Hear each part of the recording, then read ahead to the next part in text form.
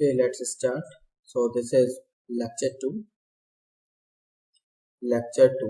of complex number. Okay. So next we have complex plane,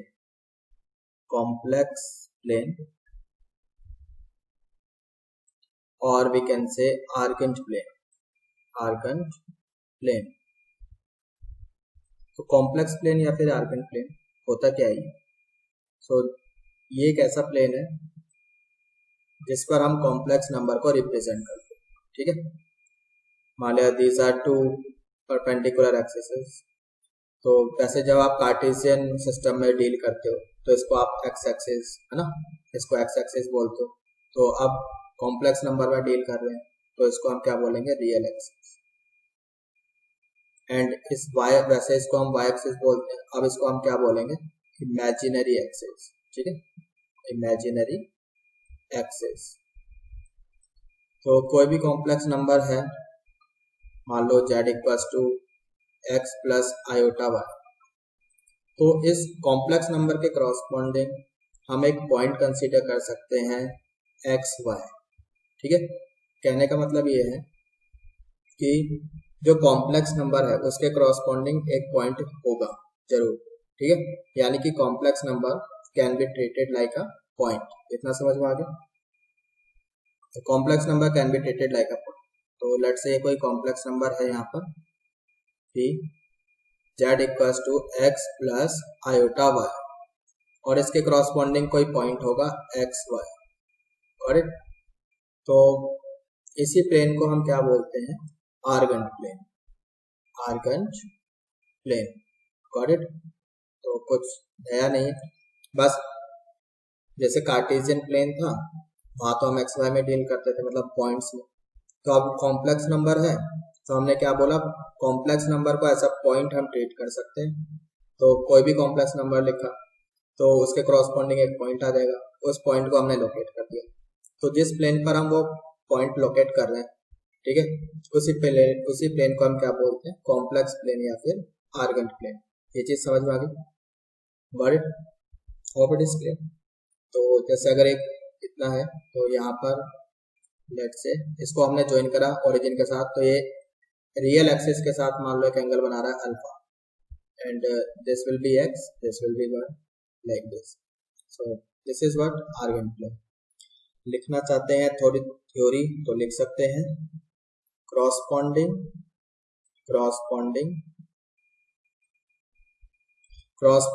to any complex number, let's say z equals to x plus iota y. ठीक है, और यहाँ पर x Y कैसे होने चाहिए? X y belongs to R, तभी तो हम इसको कॉम्प्लेक्स नंबर बोल सकते हैं, अदरवाइज नहीं, है ना. We can corresponding to any complex number z equals to x plus y, we can uniquely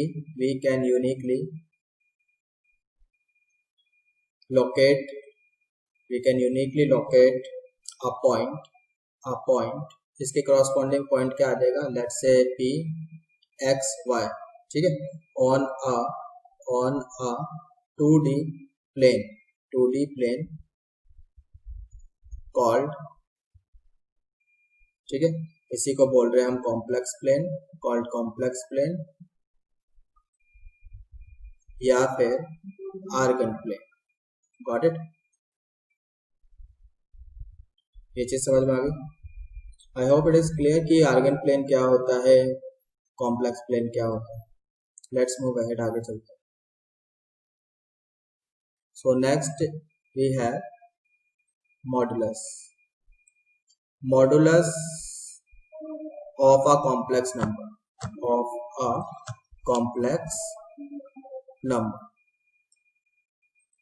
ठीक है, सो मॉडुलस क्या होता है कॉम्प्लेक्स नंबर का? This is nothing but it's a distance of corresponding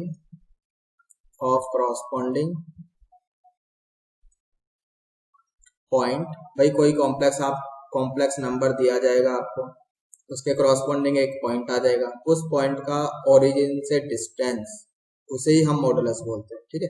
so distance of corresponding point from origin, ठीक है, that is called modulus. जैसे कि चलिए एक आर्गन प्लेन हम बनाते हैं यहाँ पर, ठीक है। एक पॉइंट लिया हमने, यहाँ पर कोई पॉइंट ले लिया, पॉइंट का एक यहाँ पर हमारे पास कॉम्प्लेक्स नंबर है, this is z equals to let say x plus iota y, ठीक है, ये है। तो ओरिजिन से अब इसके क्रॉसपॉन्डिंग पॉइंट क्या होगा, एक्स वाई। तो इसका ओरिजिन से डिस्टेंस कितना हो जाएगा भाई, लेट से ये एंगल आपका अल्फा है, तो ये x हो जाएगा, ये y हो जाएगा। तो लेट ये परपेंडिकुलर हमने यहाँ पे ड्रॉप किया, तो इस वाले ट्राइंगल में POM में ये वाला डिस्टेंस कितना हो जाएगा, OP, ये डिस्टेंस कितना हो जाएगा आपका, हाँ जी, this distance is what, X square plus Y square, इतना हो जाएगा। इसी को भाई ये डिस्टेंस है, इसी को हम मॉडुलस बोलते हैं। So this is equals to what, modulus of z, ठीक है।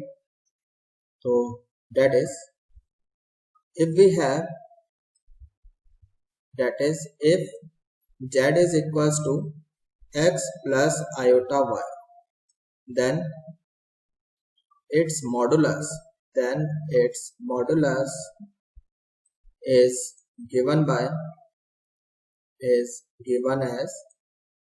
mod of z, ऐसे लगाएंगे, this is under root x square plus y square, simple है ना। एक कॉम्प्लेक्स नंबर दिया है, उसके क्रॉसपॉन्डिंग कोई पॉइंट होगा, लगाया हमने आर्गन प्लेन पर और ओरिजिन से डिस्टेंस निकाल दिया, यही है। एक एग्जांपल देख लेते हैं। एग्जांपल, कोई भी कॉम्प्लेक्स नंबर ले लो जो आपका मन करे, लेट से 3 प्लस 4 आयोटा ले लिया, ठीक है। अब 3 प्लस 4 आयोटा, ठीक है, यहाँ तो चलो मैं बना के दिखा रहा हूँ, वैसे कोई रिक्वायरमेंट नहीं है कि आप इसको बार बार प्लॉट करो। तो इसके क्रॉसपॉन्डिंग पॉइंट एक यहाँ पर आ जाएगा 3 4, तो इसका ओरिजिन से डिस्टेंस निकाल लो, ठीक है, इस पॉइंट का। तो ओरिजिन से डिस्टेंस निकाल लो, डिस्टेंस फॉर्मूला आपको पता ही है, ठीक है। या फिर ऐसे कर लो, दिस इज 3, दिस इज 4 है ना। तो ये कितना हो जाएगा, mod of z, 3 square we get 9, 4 और 4 स्क्वायर वी गेट 16, इसका under root. So mod of Z is what, कितना, अंडर रूट 25, दैट इज 5। तो ये आंसर आ जाएगा। Got it, I hope it is clear. तो ज्यादा कुछ है नहीं इसमें बताने वाला। एक और ले लेते हैं, मान लो खाली 7 ले लिया, तो इसका मॉड कितना हो जाएगा। सो मॉड ऑफ 7, यहाँ पे अंडर रूट 7 स्क्वायर करोगे, है ना। 7 मतलब कि यहाँ पर आयोटा वाला पार्ट तो है ही नहीं, ऐसे लिख लोगे दिस, फिर फॉर्मूला लगाओगे, वी गेट 7 स्क्वायर प्लस 0। तो मॉड ऑफ जेड कितना आएगा, 7 ही आएगा, ठीक है। और वैसे आप देखना चाहो तो 7 यहाँ कहीं आएगा, जेड इक्वल्स टू 7, इसका ओरिजिन से डिस्टेंस वो कितना है, 7, तो 7 ही रहेगा। Got it, is it clear. I hope कि समझ में आ गया है। एक और कर लेते हैं, चलो। जेड इक्वल्स टू, अगर माइनस में ले लिया, -5 आयोटा, तो इसका मोड कितना हो जाएगा, तो इसका मोड भी 5 ही रहेगा, है ना। मोड भी 5 ही रहेगा, लगा लो फॉर्मूला। तो mod of Z will be under root -5 square plus, real part है ही नहीं तो उसके लिए 0 लगा दिया, ये रियल पार्ट के लिए है, ये इमेजिनरी पार्ट, तो कितना रहेगा, 5 ही रहेगा। तो इतना आ गया, ठीक है। आई hope it is clear. Let's move ahead, आगे चलते हैं। Now there is something called amplitude or argument. Amplitude, or we can say argument, ठीक। argument स्पेलिंग सही कर लेते हैं इसकी, हाँ जी, argument। तो बहुत छोटा सा डिफरेंस है, ठीक है। एम्पलीट्यूड और आर्गुमेंट में बहुत ही माइनर सा डिफरेंस है, उसको समझने की कोशिश करो। तो पहले हम बात करते हैं आर्गुमेंट की। आर्गुमेंट क्या है, जैसे कि, ठीक, हमने एक कॉम्प्लेक्स नंबर लिया z, यहाँ पे उसके करस्पॉन्डिंग कोई पॉइंट आ जाएगा, let's say this complex number is x plus iota y, ये है। तो इसके करस्पॉन्डिंग पॉइंट क्या होगा, x1, है ना।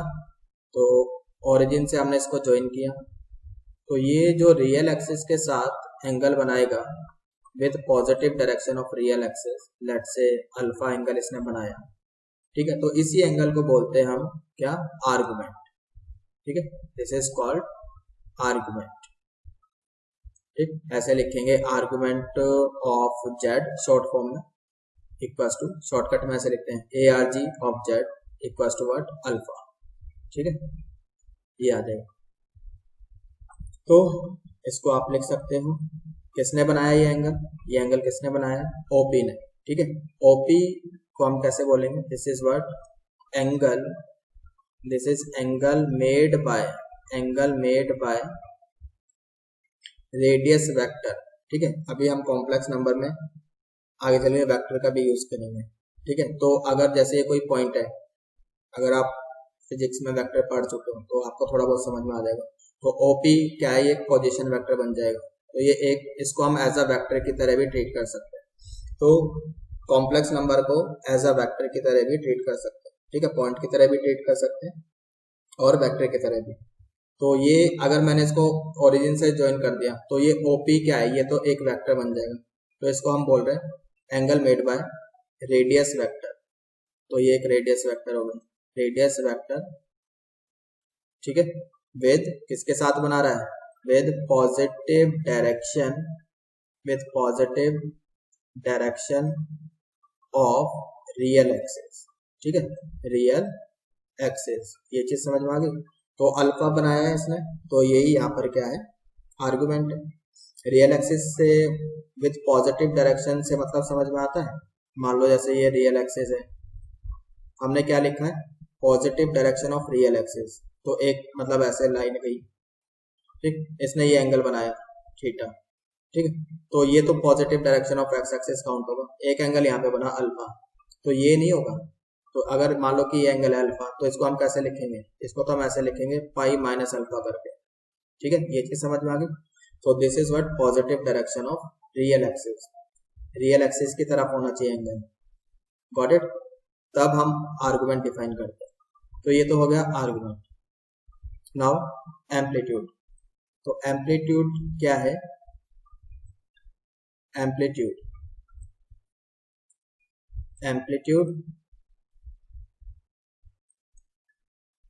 या फिर इसको हम बोलते हैं प्रिंसिपल आर्गुमेंट, है ये भी आर्गुमेंट है, प्रिंसिपल आर्गुमेंट, ठीक है, तो दिस इज व्हाट, ये आर्गुमेंट ही है, argument of Z lying between minus pi से लेकर पाई, माइनस पाई से पाई के बीच है। अब आर्गुमेंट में तो कोई फिक्स नहीं है, आर्गुमेंट तो आपका कितना भी छोटा कितना भी बड़ा हो सकता है, ठीक है, और आर्गुमेंट की कौन सी वाली वैल्यू, जो वैल्यू माइनस पाई से पाई के बीच में लाई करती है उसको हम एम्पलीट्यूड बोलते हैं, ठीक है, सो एम्पलीट्यूड दैट इज, जो एम्पलीट्यूड होता है, ठीक है, AMP शॉर्टकट में लिख लिया, बिलोंग्स टू माइनस पाई से पाई, गॉट इट, ये चीज समझ में आ गई।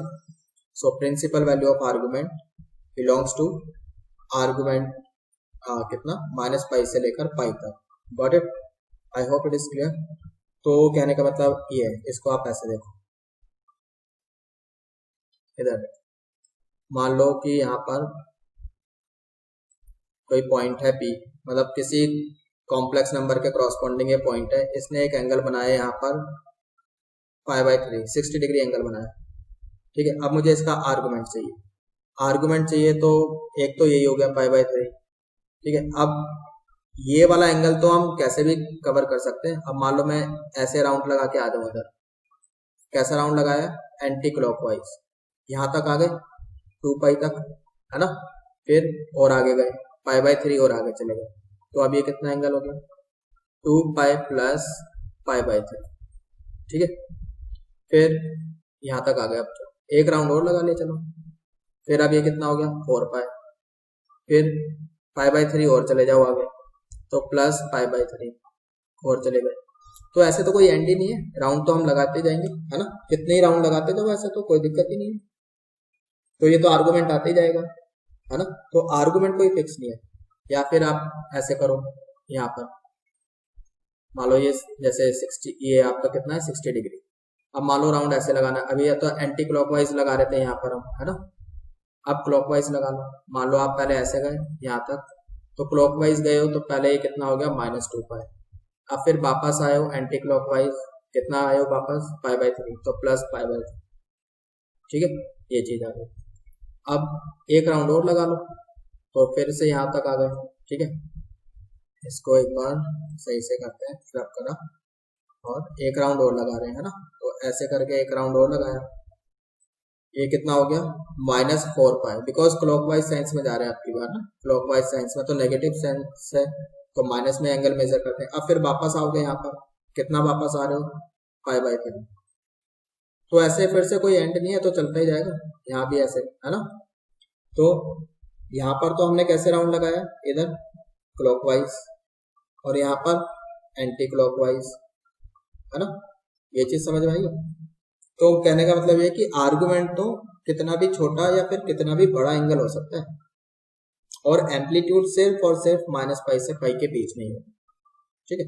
सो यहाँ पर आपका जो आर्गुमेंट है उसको आप ऐसे लिखोगे, सो नॉट, जो आर्गुमेंट रहेगा in general, argument of z, this will B amplitude of z, फिर plus 2n pi. You can see कि यहाँ पर 2 पाई के मल्टीपल आ रहे हैं, 2 पाई, 4 पाई, फिर 6 पाई, फिर यहाँ भी -2 पाई, -4 पाई, फिर आएगा आपका -6 पाई, लाइक दिस, यानी कि 2n पाई लिख दिया इन जनरल, और n क्या है यहाँ पर इंटीजर, ठीक है। तो ये होगा आपका आर्गुमेंट, गॉट इट, ये चीज समझ में आ रही है। और जो एम्पलीट्यूड है, एम्पलीट्यूड के लिए क्या है कि एम्पलीट्यूड के लिए हमने बोला कि वो आर्गुमेंट ही है, लेकिन आर्गुमेंट की कौन सी वाली वैल्यू है, जो -π से π के बीच में लाई कर रही है, एम्पलीट्यूड, है ना। जैसे कि मान लो इधर देखो, एम्पलीट्यूड निकालते कैसे हैं, तो देखो, अगर आपको कोई कॉम्प्लेक्स नंबर दिया जाए, तो कॉम्प्लेक्स नंबर तो बेसिकली एक पॉइंट है ना। अब आप पॉइंट को देख के ये बता सकते हो कि वो पॉइंट कौन से क्वाड्रेंट में लाई कर रहा है, फर्स्ट, सेकंड, थर्ड, फोर्थ, बता सकते हैं ना, ये तो कोई भी बता सकता है ना। तो मान लो कि अगर वो फर्स्ट क्वाड्रेंट में हुआ या फिर सेकंड क्वाड्रेंट में हुआ कॉम्प्लेक्स नंबर आपका, तो आप ऐसे मूव करोगे एंटी क्लॉकवाइज, फिर तो हम जाएंगे एंटी क्लॉकवाइज, ठीक है। तो आप गए 0 से लेकर π तक, फिर ये एंगल कितना हो जाएगा π, ये कवर होगा। फिर मान लो कि अगर वो आपका थर्ड क्वाड्रेंट में हुआ कॉम्प्लेक्स नंबर, या फिर फोर्थ क्वाड्रेंट में हुआ, ठीक, तो फिर आप ऐसे मूव करोगे क्लॉकवाइज। अब ये कितना हो गया -π, क्योंकि क्लॉकवाइज जा रहे हैं तो यहाँ तक एंगल कितना हो गया -π, तो ये हम गए यहाँ पर क्लॉकवाइज, ठीक है। तो अब ये कितना सारा कवर हो गया, -π से लेकर π तक, गॉट इट, ये एम्पलीट्यूड निकालने का तरीका है, ठीक। तो -π, ये वाली जो लाइन है, ये वाला जो एंगल है, हमने यहाँ से एंटी क्लॉकवाइज जब जा रहे थे यहाँ से कवर कर दिया, तो इसके साथ लगा दिया क्लोज्ड और यहाँ पे रख लिया ओपन, गॉट इट। सो जो एम्पलीट्यूड है, amplitude of z will belongs to -π to π, इतना आ जाएगा, ये चीज समझ में आ गई। अभी क्वेश्चन करते हैं, एग्जाम्पल देखते हैं, और ज्यादा क्लियर हो जाएगा। सो डोंट वरी, अगर आप फर्स्ट टाइम कर रहे हो तो हो सकता है आपको दिक्कत हो, बट होनी नहीं चाहिए, है ना। देखो इधर z = 3 + √3 आयोटा, ये मैंने कोई कॉम्प्लेक्स नंबर ले लिया, तो इसके क्रॉसपॉन्डिंग पॉइंट कैसा हो जाएगा, 3 √3, है ना, इसके क्रॉसपॉन्डिंग एक पॉइंट आ गया। तो ये कौन से क्वाड्रेंट में लाई करता है, फर्स्ट क्वाड्रेंट में लाई करता है ना।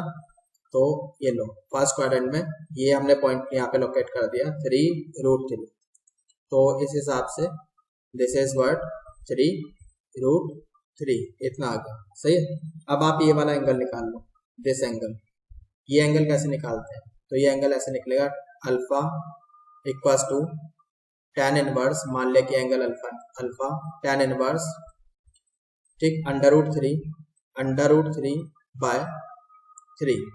ऐसे, ठीक है।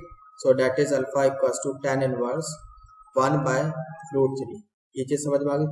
अब tan 1/√3 कब होता है, हाँ जी 30 डिग्री डेट इज π/6, तो π/6 पर होता है। नाउ अब ये आपका ठीक है आर्गुमेंट तो ये है, इज इट एम्पलीट्यूड, क्या ये आपका -π से π के बीच में बिलोंग करता है? हाँ जी -π से π के बीच में बिलोंग करता है क्या? यस। तो अब फर्स्ट क्वाड्रेंट में है तो हम एम्पलीट्यूड के लिए कैसे मूव करेंगे? ऐसे एंटी क्लॉकवाइज, ठीक है। तो यही आपका क्या हो जाएगा? Amplitude. So amplitude of Z is what? π/6, ठीक है। क्या ये आर्गुमेंट है? Is it argument? यस, ये आर्गुमेंट भी है, ठीक। आर्गुमेंट है क्या? यस, ये आर्गुमेंट भी है, ये एम्पलीट्यूड भी है। अच्छा, वन मोर थिंग की जो आर्गुमेंट है हमने बोला वो कोई फिक्स नहीं है, क्योंकि एम्पलीट्यूड तो फिक्स है, वो तो -π से π के बीच में ही रहेगा। आर्गुमेंट है क्या? ये आर्गुमेंट भी है। अब इसको आप ऐसे देखो, अब जैसे हमने बोला कि भाई ठीक है ये कॉम्प्लेक्स नंबर है, ये आपका कितना एंगल बना रहा है? यहाँ पर 30 डिग्री बनाना है π/6, ठीक है। फिर हम एक राउंड लगा के ऐसे एंटी क्लॉकवाइज जा रहे हैं अभी, तो ये हो गया 2π, फिर आगे और जाएंगे तो ये कितना हो जाएगा? 2π + π/6। ये एम्पलीट्यूड है क्या? नहीं। क्यों? बिकॉज ये -π से π वाली रेंज से बाहर चला गया, तो ये एम्पलीट्यूड तो नहीं है। आर्गुमेंट है क्या? यस, ये आर्गुमेंट तो है। एक राउंड और लगा लो, ठीक है। यहाँ तक कितना हो गया? 4π, फिर और चले जाओ आगे यहाँ तक, ये कितना हो गया? +π/6। अब ये भी आर्गुमेंट है ना, बट ये एम्पलीट्यूड नहीं है, तो ऐसे तो कोई एंड ही नहीं है, कितना भी हो सकता है। ऐसे ही आप क्लॉकवाइज भी लगा सकते हो, है ना। क्लॉकवाइज लगाओगे तो क्या हो जाएगा? क्लॉकवाइज लगाओगे तो यू विल गेट, जैसे ये 30 डिग्री बन रहा है आपका π/6, अब क्लॉकवाइज लगाओगे पहले यहाँ तक आओगे, यू विल गेट -2π। क्लॉकवाइज लगा रहे हैं आपकी बार, ये लगाया था हमने एंटी क्लॉकवाइज, ठीक है। तो -2π क्योंकि क्लॉकवाइज लगाए, फिर वापस जाओगे एंटी क्लॉकवाइज, सो प्लस करोगे π/6। एक राउंड और लगा लो ऐसे करके, तो ये हो गया -4π, ठीक है। फिर वापस जाओगे तो +π/6। तो कोई एंड ही नहीं है, ऐसे तो कितने ही राउंड लगाते जाओ आप, कोई एंड थोड़ी है, लगाते जाओ राउंड। तो कहने का मतलब ये है कि argument is not fixed. Argument कितना भी बड़ा और कितना भी छोटा हो सकता है, लेकिन एम्पलीट्यूड सिर्फ -π से π के बीच में रहेगा, ठीक है। यहाँ पर एम्पलीट्यूड फिक्स है π/6, गॉट इट। तो ये एम्पलीट्यूड है। तो यहाँ पर आर्गुमेंट अगर मैं लिखना चाहूँ, जो आर्गुमेंट रहेगा in general that will be π/6, ये एम्पलीट्यूड आ गया इसका, π/6 + 2nπ, और n क्या है? यहाँ पर इंटीजर है। ये चीज समझ में आ गई? हाँ जी, गॉट इट। n क्या है? इंटीजर है। तो n आपने 1 रखा, यू विल गेट 2π, n को 2 रखा, यू विल गेट 4π, n को -1 रखा, so you will get -2π, like this, got it. n को 0 रखा, सो यू विल गेट π/6, फिर तो वो एम्पलीट्यूड हो जाएगा और आर्गुमेंट भी। सो अब फाइनली तो मतलब कहने का क्या मतलब है? ये है कि भाई एम्पलीट्यूड, जो एम्पलीट्यूड है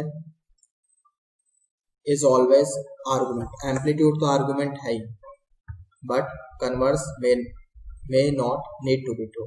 सो इसको नोट कर लो, एम्पलीट्यूड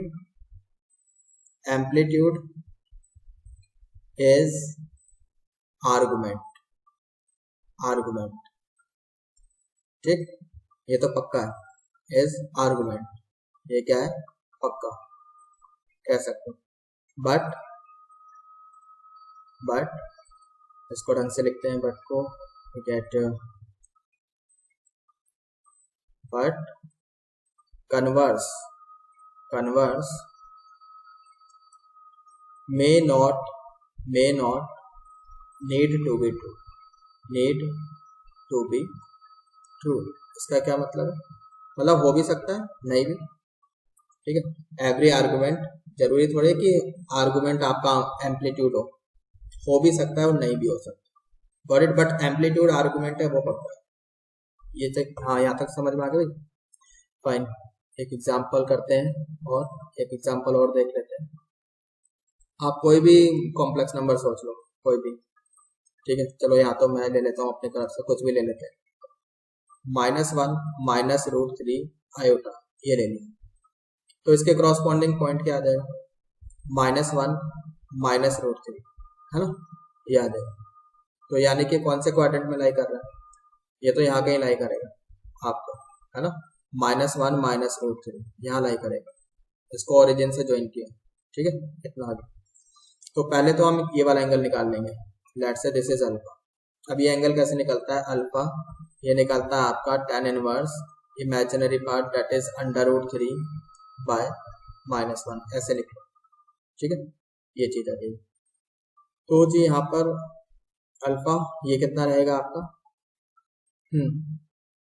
tan इनवर्स ये तो कैंसिल हो गया, √3, है ना, तो यहाँ से कितना आ जाएगा, √3 कब होता है tan 60 डिग्री, है ना, π/3, तो π/3 पे आ गया। अब ये एम्पलीट्यूड है क्या, एम्पलीट्यूड निकाल रहे हैं, ठीक है, एम्पलीट्यूड है क्या ये, अब ये कौन से क्वाड्रेंट में लाई कर रहा है, थर्ड में लाई कर रहा है। तो कैसे मूव करोगे भाई, इस तरह से, थर्ड क्वाड्रेंट के लिए क्या बताया था, क्लॉकवाइज ऐसे मूव करेंगे। तो पहले यहाँ तक जाएंगे, दिस इज -π, और फिर वापस आएंगे, ठीक है। तो जो एम्पलीट्यूड है, amplitude of Z will be -π, और फिर एंटी क्लॉकवाइज सेंस में वापस आ रहे हैं, सो +π/3, तो कितना हो गया, -2π/3। So this is your amplitude. Argument है क्या ये, यस है, हमने बोला था कि एम्पलीट्यूड तो आर्गुमेंट हो गई, पक्की बात, बाकी आर्गुमेंट और भी वैल्यूज हो सकती है, ठीक है।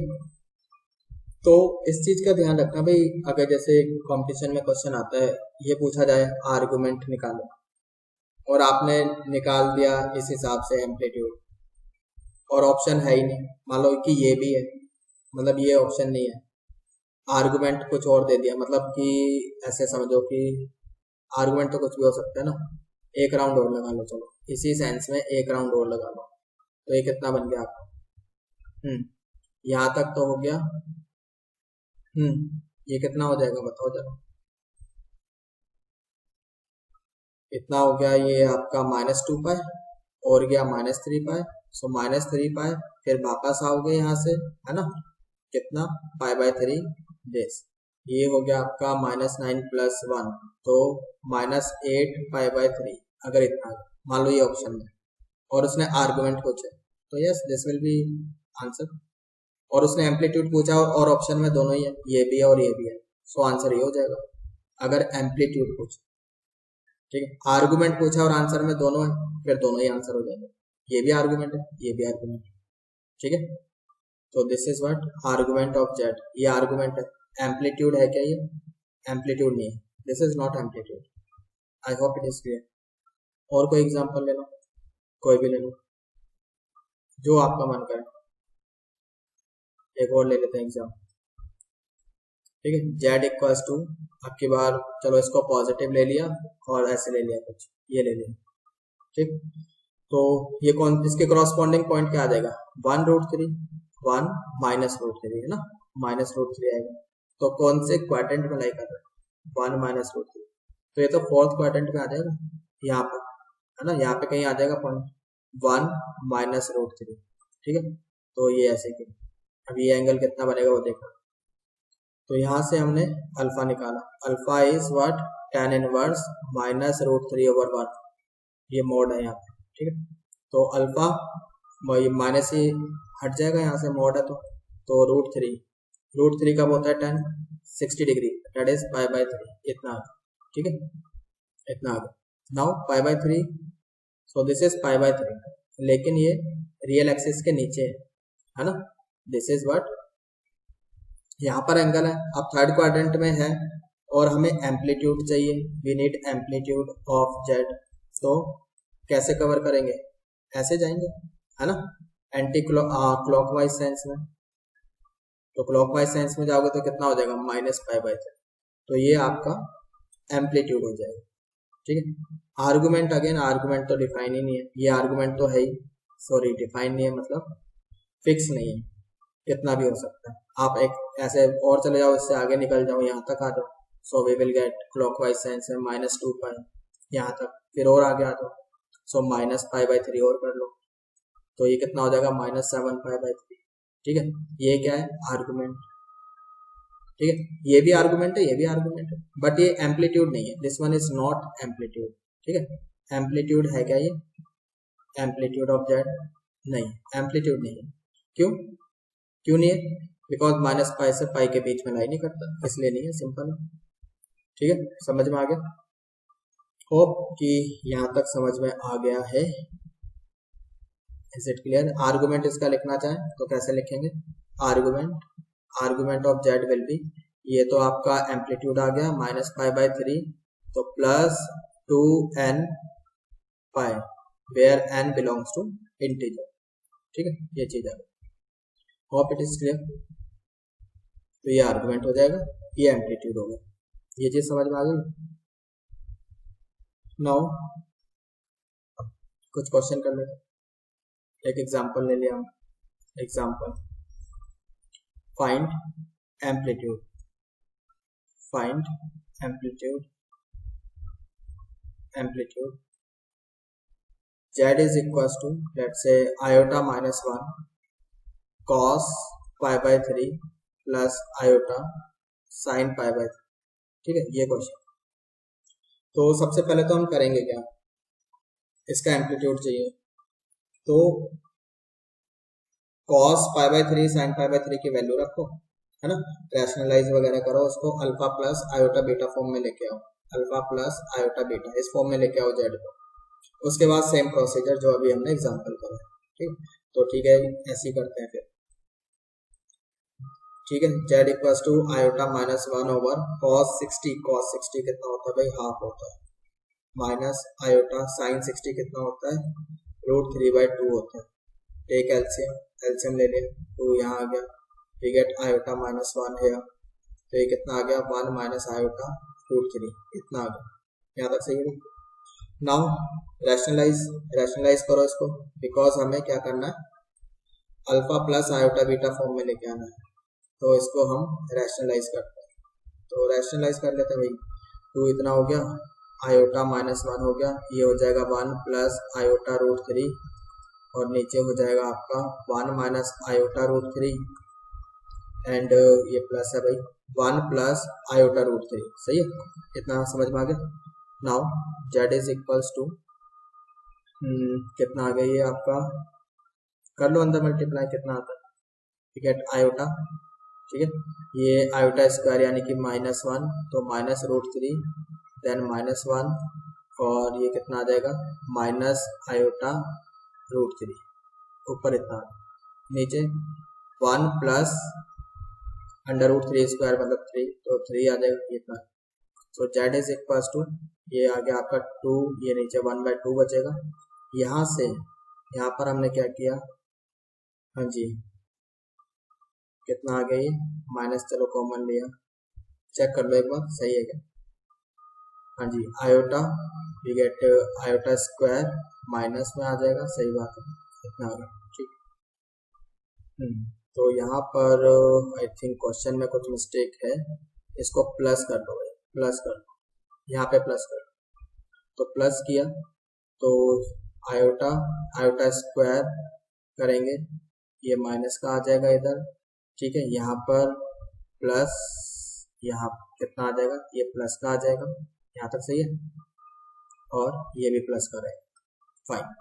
अब इसको हमने ऐसे लिखा, रियल पार्ट अलग कर लो 1 माइनस √3, और इमेजिनरी पार्ट अलग कर लो, दिस √3 प्लस 1, इतना आ गया, यहाँ तक सही है, गॉट इट, ओके। नाउ अच्छा क्वेश्चन में भी सही कर लेते हैं, यहाँ पर ये प्लस है, प्लस कर लो इसको, अब ये हो गया है हमारा a प्लस मतलब alpha plus iota b form में लिखा गया, so Z is equals to 1 minus √3/2 plus iota, ठीक है, √3, या फिर ऐसे लिख लो 1 प्लस √3/2, ये अल्फा का काम कर रहा है, बीटा का काम कर रहा है, तो यहाँ से आप अल्फा निकालो, so this will B 10 inverse, कितना आ जाएगा, 1 प्लस √3/1 माइनस √3, इतना आ जाएगा, ठीक है। अब ऐसे भी लिख सकते हैं, this is 10 inverse √3 plus 1 over √3 minus 1, इतना आ जाएगा, यहाँ तक सही है। हाँ जी, अब ये फॉर्मूला किसका है? अगर आपको ये वैल्यू पता हो √3 + 1 ओवर √3 - 1, ये वैल्यू कब आती है? ये 10-15 डिग्री की वैल्यू है, 10-15 डिग्री की वैल्यू। अच्छा, कोई बोलेगा भाई हमें तो याद नहीं, हमें नहीं याद कि ये वैल्यू, तो ठीक है कोई बात नहीं, तो फिर बना लेते हैं, फॉर्मूला बन जाएगा यहाँ पर, कोई प्रॉब्लम नहीं। ठीक है, तो एक काम करो, इसको उधर लेके आओ, tan अल्फा हो जाएगा ये इक्वल्स टू, क्या हम इसको ऐसे लिख सकते हैं, √3 बाहर निकालो, तो 1 + 1/√3 डिवाइडेड बाय 1 - 1/√3। क्यों बच्चों, लिख सकते हैं ना? तो this is tan alpha equals to, we can say tan π/4 plus 1/√3 कब होता है 10? 30 डिग्री पे है ना, तो π/6। So it's a formula of 10 45 + 30 है ना, लगा के देखो फॉर्मूला, तो 10 45 हो तो 1 हो जाएगा, प्लस 10 30 डिग्री इतना आ जाएगा, divided by 1 minus 10a × 10b होता है, वो इतना आ जाएगा। तो यहाँ से अल्फा कितना आ गया, ये टेक एलसियम, वी गेट कितना आ जाएगा भाई, 6 + 4 we get 10 π divided by 6 4 24। So alpha आ गया आपके पास 5 π/12, इतना आ गया।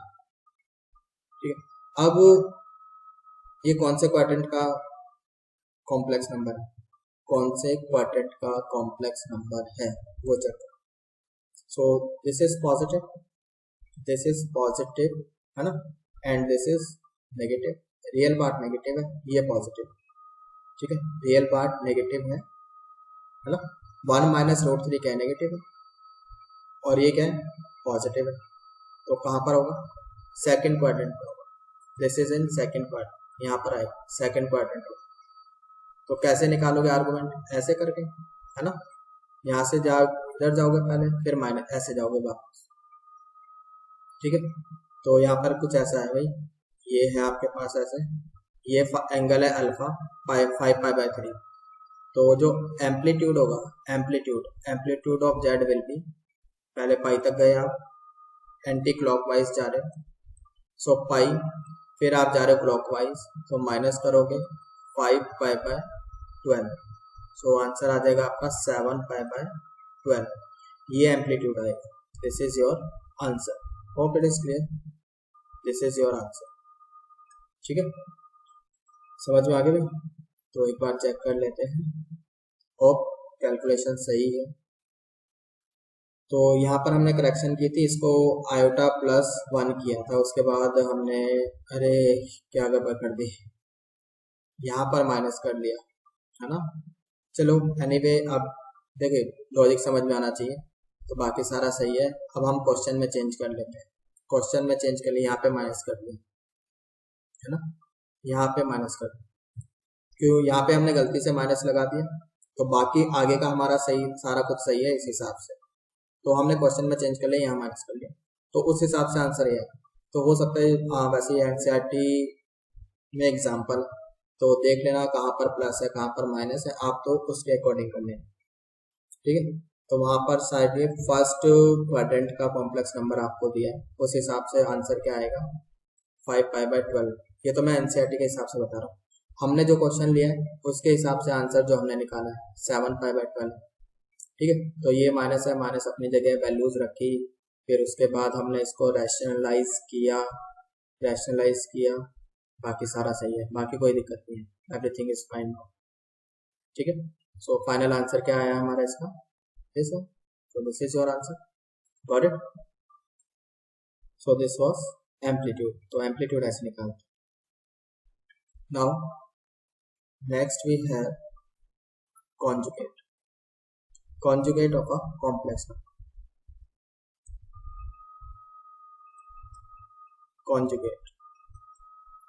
conjugate of a complex number। तो conjugate क्या होता है, देखो इधर हमने एक आर्गन प्लेन पर, this is what real axis है ना, और ये क्या है आपकी इमेजिनरी एक्सिस। यहाँ पर एक कॉम्प्लेक्स नंबर लिया p z = x + iota। तो जो कॉन्जुगेट होता है that is what mirror image about real axis. तो p डैश लेट्स से इसकी मिरर इमेज है, ठीक है, अबाउट रियल एक्सेस। तो ये क्या हो जाएगी आपकी, अगर ये पॉइंट एक्स वाई है तो ये पॉइंट क्या हो जाएगा, एक्स माइनस वाई। अब इसके क्रॉसपॉन्डिंग आप कॉम्प्लेक्स नंबर कैसे लिखोगे, एक्स माइनस आयोटा वाई करके, है ना। और हम बोल रहे हैं कि यही कॉन्जुगेट होता है, तो कॉन्जुगेट को रिप्रेजेंट करने का तरीका क्या है, ऐसे ऊपर बार लगा दो, ठीक है। So that is if z is equals to x plus iota y, अगर z इतना है then its conjugate is given by ऐसे बार लगा दोगे, ठीक है। This will be equals to x minus iota y, simple, ये चीज होती है। एग्जाम्पल, बस कुछ नहीं है, आयोटा के साथ जो भी साइन लगाए ना, इमेजिनरी पार्ट के साथ जो भी साइन लगाए उसको चेंज कर दी, नेगेटिव है तो पॉजिटिव, पॉजिटिव है तो नेगेटिव। अब मान लो कॉम्प्लेक्स नंबर यहाँ पर है तो इसकी मिरर इमेज ऊपर बनेगी, है ना। अगर ऊपर है यहाँ पर सेकंड क्वाड्रेंट में तो थर्ड क्वाड्रेंट में इमेज बन जाएगी, अगर यहाँ पर है फोर्थ में तो फर्स्ट क्वाड्रेंट में इमेज बन जाएगी। Got it. सो एग्जांपल ले लिया भाई एक हमने, लेट्स से कुछ भी ले लो जो भी आपका मन करे, तो -1 -3 आयोटा, ठीक है। इसका कॉन्जुगेट क्या हो जाएगा, -1, ये वाला साइन चेंज होगा आयोटा के साथ वाला, तो ये प्लस हो जाएगा, +3 आयोटा, ये इसका कॉन्जुगेट होगा, ठीक है। एक और ले लेते हैं, 7 इक्वल्स टू 3 माइनस 4 आयोटा, तो इसका कॉन्जुगेट कितना हो जाएगा, 3 + 4 आयोटा, ये वाला साइन चेंज होगा खाली, ठीक है। एक और ले लेते हैं, z इक्वल्स टू 7, ठीक है, z इक्वल्स टू 7। अब क्या करोगे, तो z इक्वल्स टू 7 इसका कॉन्जुगेट यानी कि इसकी मिरर इमेज क्या बनेगी, आपको ऐसे देखो, this is what real axis है ना, रियल एक्सिस है, तो ये कॉम्प्लेक्स नंबर, इसके क्रॉसपॉन्डिंग पॉइंट लेट से यहाँ पर ही आएगा कहीं, z इक्वल्स टू 7 तो यही आएगा 7 0। इसकी मिरर इमेज कहाँ बनेगी, मिरर इमेज तो बनेगी नहीं, यही रहेगा, अबाउट रियल एक्सिस लेते हैं ना मिरर इमेज, तो यही है। सो यही कॉन्जुगेट है आपका, सो दिस इज कॉन्जुगेट। तो यहाँ पे अगर इसका कॉन्जुगेट भी लोगे तो 7 ही रहेगा।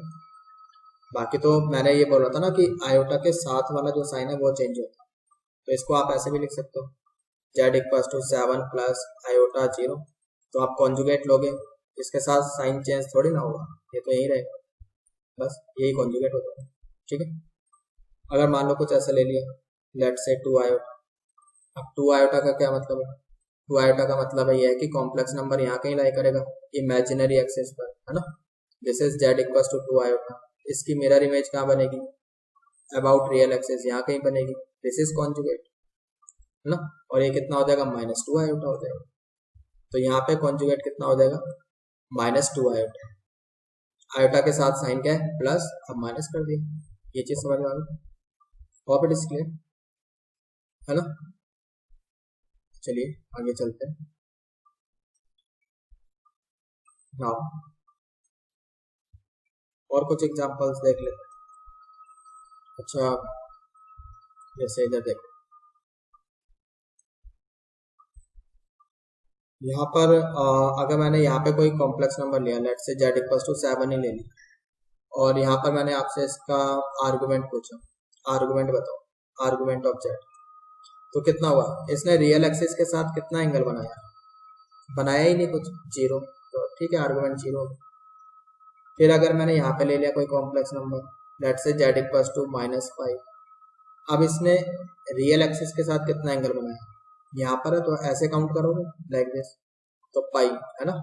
तो यहाँ पर इसका आर्गुमेंट कितना हो गया, इसका आर्गुमेंट कितना हो गया, आर्गुमेंट ऑफ z इस केस में पाई आ गया, यहाँ पर आर्गुमेंट कितना आ गया, यहाँ पर 0 आ गया, ठीक है। अब मान लो कि यहाँ पर कोई कॉम्प्लेक्स नंबर ले लिया इमेजिनरी एक्सिस पर, लेट से z इक्वल्स टू 2 आयोटा, अब इसने रियल एक्सिस के साथ कितना एंगल बनाया, 90 डिग्री, तो इसका आर्गुमेंट कितना हो जाएगा, एम्पलीट्यूड भी कह सकते हैं और आर्गुमेंट तो है ही, तो दिस इज π/2। अब मान लो कि मैंने यहाँ पे ले लिया complex number z equals to let say -3 iota, अब इसका आर्गुमेंट कितना हो जाएगा, अब इसने रियल एक्सिस के साथ कितना एंगल बनाया, दिस इज -90 डिग्री, है ना। तो इसका आर्गुमेंट कितना हो जाएगा, -90 डिग्री, -90, गॉट इट। तो हमने ये कैसे लिया भाई, प्योरली रियल, ये भी प्योरली रियल है, ये भी प्योरली रियल है, ये प्योरली इमेजिनरी है, ये भी प्योरली इमेजिनरी है। तो अगर पॉजिटिव प्योरली रियल है तो आर्गुमेंट विल बी 0, अगर नेगेटिव प्योरली रियल है तो argument will be pi, positive purely imaginary है then argument will be π/2, negative purely imaginary है देन आर्गुमेंट विल बी -π/2, ठीक है। अच्छा, इन सब के बीच में एक पॉइंट आता है 0, है ना। अब ये जो 0 है, यहाँ पर 0 तो आपका रियल एक्सिस पर भी लाई करता है और इमेजिनरी एक्सिस पर भी लाई करता है ना। रियल एक्सिस पर भी है और इमेजिनरी एक्सिस पर भी है। तो अगर मैं आपसे पूछूं आर्गुमेंट ऑफ 0 क्या हो, so this will B not defined, तो इसका आर्गुमेंट भी निकाल सकते हैं हम 0। 0 कॉम्प्लेक्स नंबर है ना, लेकिन उसका आर्गुमेंट क्या है, नॉट डिफाइंड है, ये चीज समझ में आ गई। एंड 0 जो है, 0 is a complex number, 0 is a complex number which is real, वो रियल भी है, which is purely real, we can say कि प्योरली रियल है ना। तो प्योरली रियल भी है, बिकॉज प्योरली रियल क्यों बोल रहे हैं हम लोग, बिकॉज हमें पता है वो रियल एक्सिस पे लाई कर रहा है, विच इज प्योरली रियल, ठीक। एज वेल एज, तो वो तो इमेजिनरी एक्सिस पर भी लाई करता है, हाँ, तो हम कब मना कर रहे हैं, सही है। So as well as purely imaginary, सही बात है ना, got it. I hope it is clear, यहाँ तक सही है। ओके, इस लेक्चर में हम इतना ही करेंगे, बाकी कंटिन्यू करते हैं अपने नेक्स्ट लेक्चर में।